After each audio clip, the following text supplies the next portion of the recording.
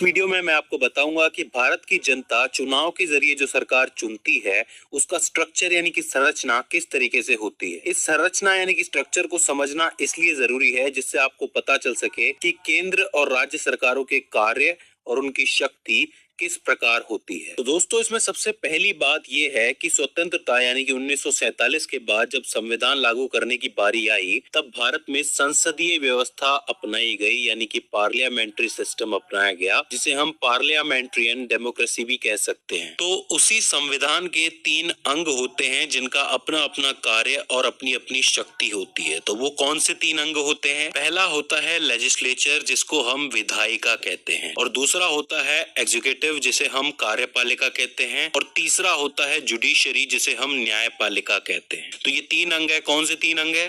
पहला विधायिका, दूसरा कार्यपालिका और तीसरा न्यायपालिका। तो अब इन तीनों में क्या क्या डिफरेंस है? देखिए, जो लेजिस्लेचर होता है यानी कि विधायिका होती है वो एक लॉ मेकिंग बॉडी होती है, यानी कि वो कानून बनाती है।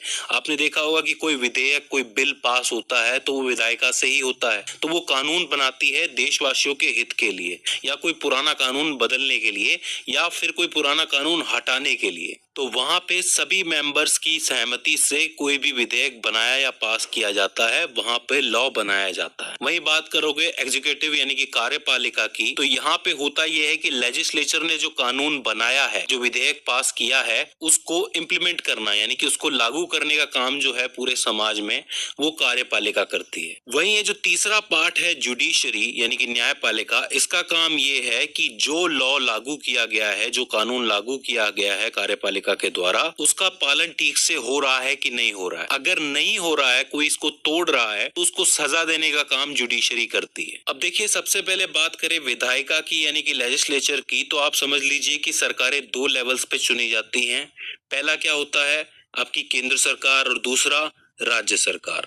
केंद्र सरकार ये पूरे देश के लेवल पे चुनी जाती है और राज्य सरकार अलग अलग राज्यों के लेवल पे चुनी जाती है। अगर पूरे देश के लिए कोई कानून बनाना हो तो वो केंद्र सरकार बनाएगी। जैसे कि द फाइनेंस बिल 2021, जो कि 2021 का बिल है, तो ये पूरे देश के लिए है फाइनेंस बिल, तो इसको केंद्र सरकार पास करेगी। वहीं अगर मान लो कि राजस्थान के लिए कोई बिल पास करना हो सिर्फ राज्य स्तर पे, तो वो राज्य सरकार कर पाएगी, वो केंद्र सरकार नहीं करेगी। केंद्र स्तर पर जहां कानून बनाए जाते हैं उस जगह को हम संसद या इंग्लिश में पार्लियामेंट कहते हैं। वहीं दूसरी तरफ राज्य स्तर पर जहां कानून बनाए जाते हैं उस व्यवस्था को हम विधान मंडल कहते हैं। अब देखिए, इस संसद में कानून बनाने के लिए 2 तरीके के सदन यानी कि हाउसेस होते हैं। एक लो हाउस होता है और एक अपर हाउस होता है।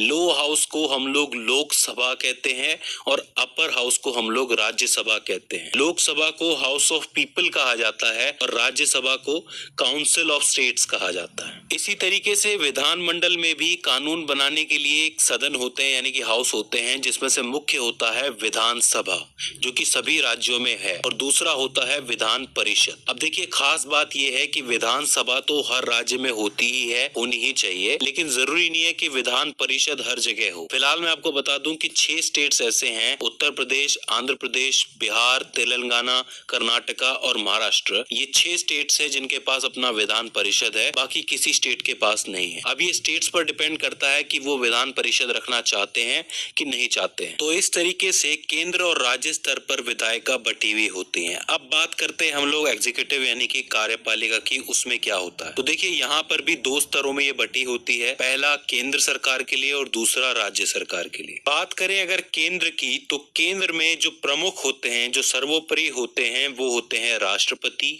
उसके बाद आते हैं उपराष्ट्रपति, और उसके बाद आते हैं प्रधानमंत्री, और उनके नीचे होता है मंत्री परिषद।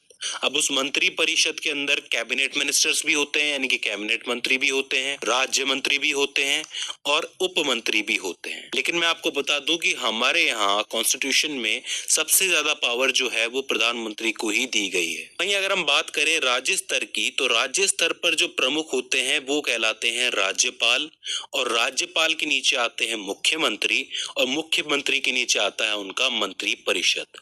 यहाँ पर भी ज्यादातर जो कार्यभार है वो मुख्यमंत्री के हाथ में होता है, यानी कि एक राज्य का पूरा कार्यभार मुख्यमंत्री के हाथ में होता है, जिसे वो मंत्री परिषद की मदद से चलाते हैं। अब हम बात करते हैं जुडिशरी यानी कि न्यायपालिका के बारे में। देखिए, भारत की जो न्यायपालिका है वो 3 स्तरों में विभाजित है। इसमें जो सर्वोपरि प्रमुख है वो कहलाता है सुप्रीम कोर्ट, जो कि दिल्ली में है। इस सुप्रीम कोर्ट में जो फैसला सुनाते हैं जज, वो कहलाए जाते हैं CJI यानी कि चीफ जस्टिस ऑफ इंडिया।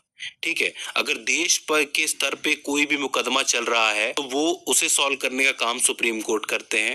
हालांकि सुप्रीम कोर्ट में अपने केसेस भी आते हैं और कुछ केसेस हाई कोर्ट से भी आते हैं, तो वो केसेस का निपटारा भी सुप्रीम कोर्ट ही करता है। इसके बाद बात करें, राज्य स्तर पर हाई कोर्ट होते हैं, जैसे कि राजस्थान का अपना एक हाई कोर्ट है, दिल्ली का अपना एक हाई कोर्ट है। इसी तरीके से टोटल 25 हाई कोर्ट इस वक्त इंडिया के अंदर है। तो राज्य स्तर पर जो प्रमुख होता है जुडिशरी में वो हाई कोर्ट होता है। इसके बाद जब आप और नीचे आते हो तो डिस्ट्रिक्ट लेवल पर डिस्ट्रिक्ट कोर्ट्स होते हैं, जो कि उस डिस्ट्रिक्ट के जितने भी मामले हैं उनको निपटाते हैं। हालांकि मैं आपको बता दूं कि देश के सबसे ज्यादा मुकदमे जो हैं वो डिस्ट्रिक्ट कोर्ट्स में ही आते हैं, क्योंकि हर आदमी हाई कोर्ट या सुप्रीम कोर्ट नहीं जाता है। हालांकि दोबारा अपील करनी हो तब उन्हें ऊपर ही जाना पड़ता है, क्योंकि डिस्ट्रिक्ट कोर्ट अपना फैसला दे चुका है। तो इसलिए उसके लिए पहली सीढ़ी डिस्ट्रिक्ट कोर्ट है और आखिरी सीढ़ी सुप्रीम कोर्ट है। तो इस तरीके से हमारी जो जुडिशरी है, जो न्यायपालिका है, वो विभाजित होती है। इसमें मैं जाते जाते आपको एक फैक्ट बता देता हूं कि अगर लेजिस्लेचर यानी कि विधायिका और जुडिशरी यानी कि न्यायपालिका के बीच में किसी कानून को लेके मतभेद होता है